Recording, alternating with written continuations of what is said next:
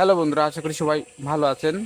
তো India two বাংলাদেশের টাকার মধ্যে পার্থক্য এখন বর্তমানে কী পরিমাণ বা ইন্ডিয়ান ভিসা সম্পর্কে তথ্য দেব। তো প্রথমেই যে বিষয়টি নিয়ে কথা বলবো সেটি হচ্ছে এখন বর্তমানে মেডিকেল ভিসা কিন্তু স্বাভাবিক হচ্ছে।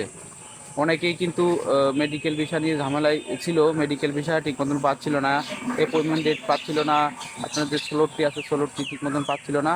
তো মেডিকেল ভিসা আগের চেয়ে অনেক স্বাভাবিক হয়ে গিয়েছে, অনেকেই কিন্তু এখন মেডিকেল ভিসা করতে পারছে, রিজেক্ট হচ্ছে না। অনেকেই কিন্তু আগে জমা দেওয়ার পরেও কিন্তু অনেকের ভিসা লাগছিল না। তো বর্তমানে সেটি কিন্তু কমেছে, অনেকটাই কমেছে। তো আস্তে আস্তে কিন্তু ইন্ডিয়া বাংলাদেশের মধ্যে সম্পর্ক স্বাভাবিক হচ্ছে।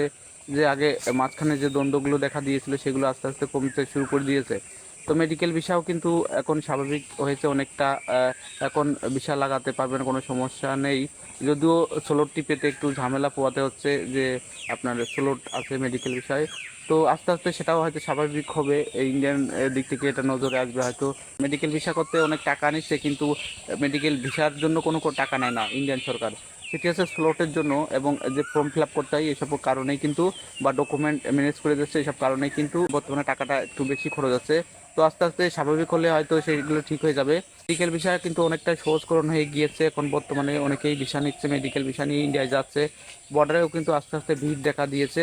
তো সামনে ট্যুরিস্ট ভিসার জন্য অনেকে ওয়েট করে আছে, সেটিও হয়তো খুব দ্রুত খুলতে পারে যদি স্বাভাবিক হয় সব কিছু।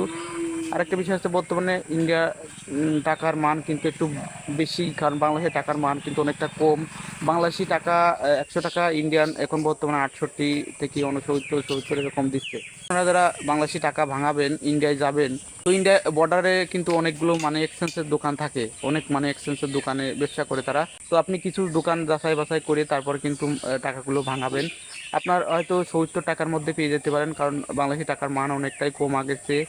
তো এখন বর্তমানে দিন যত আছে বাংলাদেশি টাকার মানটা অনেকটাই কমেছে, কিন্তু আগের চেয়ে অনেক কমেছে।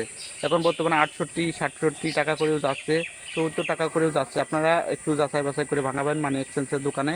তো বর্ডারে কিন্তু আগের মতন আবারও ভিড় কম বেশি দেখা দিচ্ছে, কারণ মেডিকেল বিষয় স্বাভাবিক হচ্ছে। ভিডিওটি ভালো লাগলে অবশ্যই লাইক কমেন্ট শেয়ার করবেন এবং পেজটি ফলো করে দেবেন, এবং ইউটিউব চ্যানেল থেকে দেখলে অবশ্যই সাবস্ক্রাইব করবেন।